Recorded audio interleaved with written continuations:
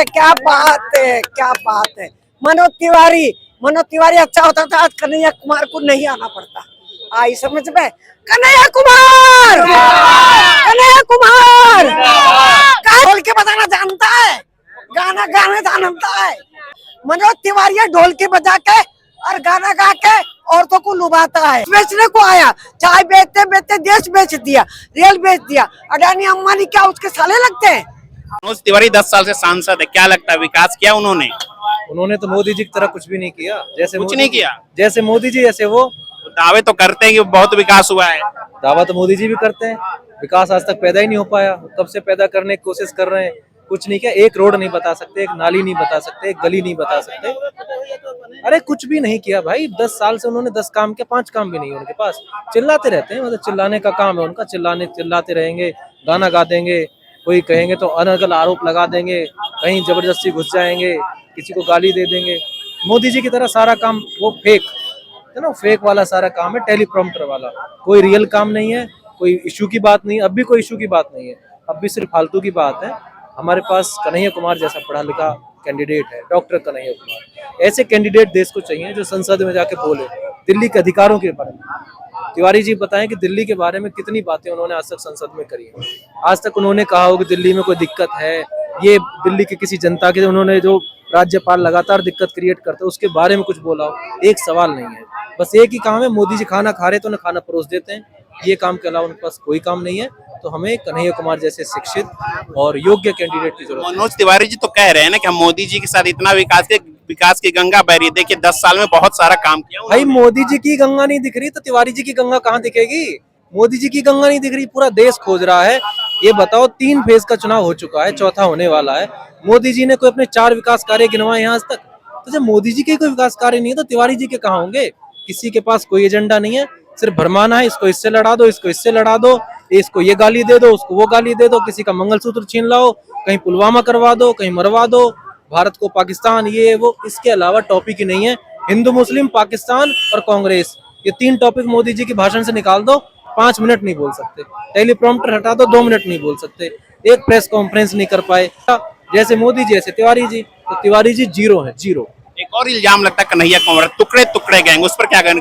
BJP वाले कहते हैं टुकड़े टुकड़े गैंग से आए हैं वो। मोदी जी हैं जिन्होंने देश की संपत्ति के टुकड़े टुकड़े करके अडानी को दे दी, एयरपोर्ट के टुकड़े कर दिए, ठीक है। जितने भी जो भी देश की सरकारी संपत्ति है, LIC से लेके सब टुकड़ा टुकड़ा करके अपने मित्रों को दे दी। वो टुकड़े टुकड़े गैंग है। कन्हैया टुकड़े टुकड़े गैंग नहीं। कन्हैया बात करता है रोटी की, कन्हैया बात करता है शिक्षा की, कन्हैया बात करता है लोगों के सामान्य मसलों की। वो टुकड़े गैंग नहीं। टुकड़े गैंग वो है जो संपत्ति के टुकड़े करे, अपने दोस्तों में बांट दे, अडानी को बांट दे। टुकड़े गैंग वो है जो चाइना को आंख न दिखा पाए। टुकड़े गैंग वो है जो देश के सामने एक प्रेस कॉन्फ्रेंस न कर पाए। टुकड़े गैंग किसी को कहने से नहीं होता। आज मैं आपको देशद्रोही कह दूं, क्या सबूत है आपके पास? आप देशभक्त हो? किसी के पास कोई सबूत है? आधार कार्ड लेके घूमता है क्या कोई देशभक्ति का?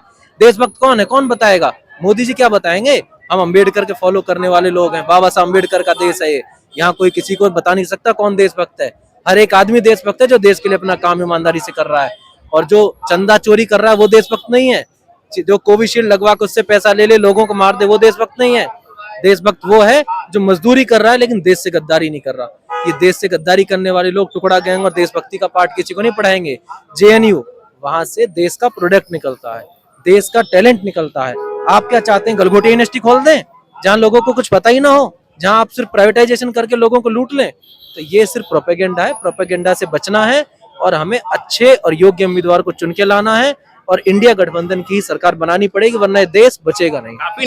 दादी, उसी में लोग खुश है, बोल रहे 5 केजी राशन दे रहे हैं, मोदी जी बहुत अच्छा काम कर रहे, उसी में हम खुश हैं कह रहे हैं। क्या 5 किलो राशन में कांग्रेस के राज में 50 किलो का कट्टा उठा लेते थे एक बार में।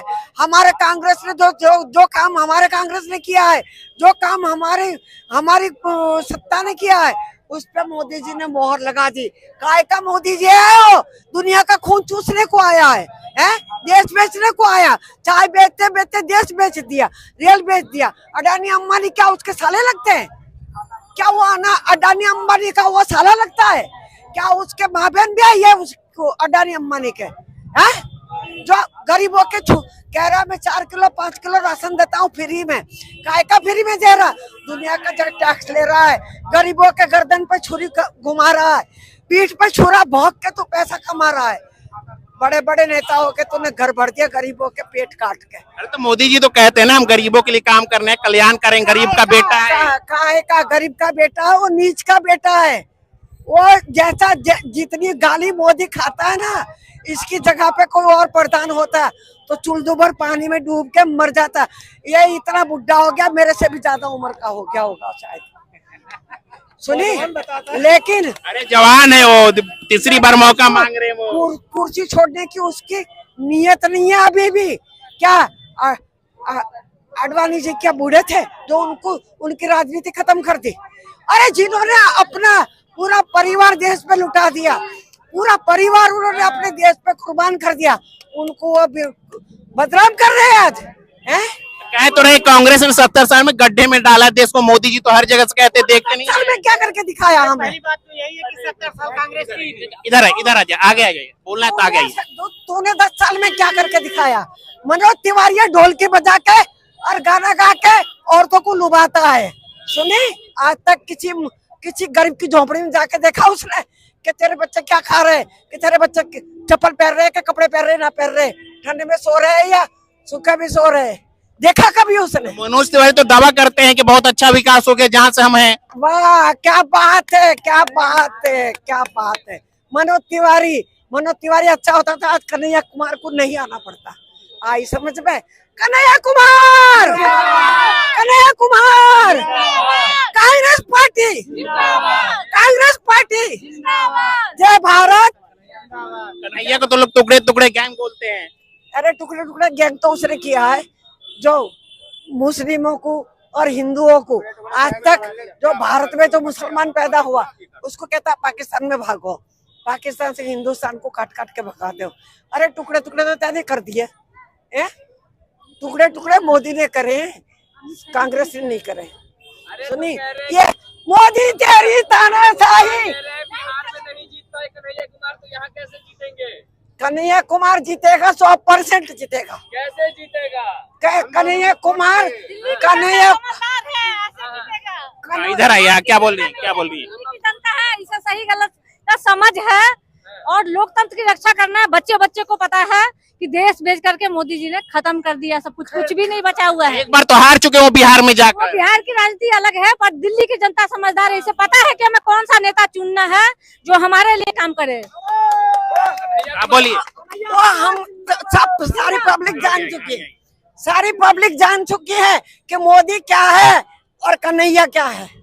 आई समझ में? क्या है कन्हैया जी? क्या है कन्हैया? कन्हैया एक पढ़ा लिखा इंसान है, समझदार बच्चा है और वो गरीबों के गरीब में पला है, गरीबी को जानता है। वो मनोज तिवारी भी तो पढ़े लिखे हैं, अनपढ़ थोड़ी है वो ढोल के बजाना जानता है, गाना गाना जानता है, नाच दिखाना उनका काम है वो। अरे उनका काम है, काम करे ना वो फिर। कहते हैं ना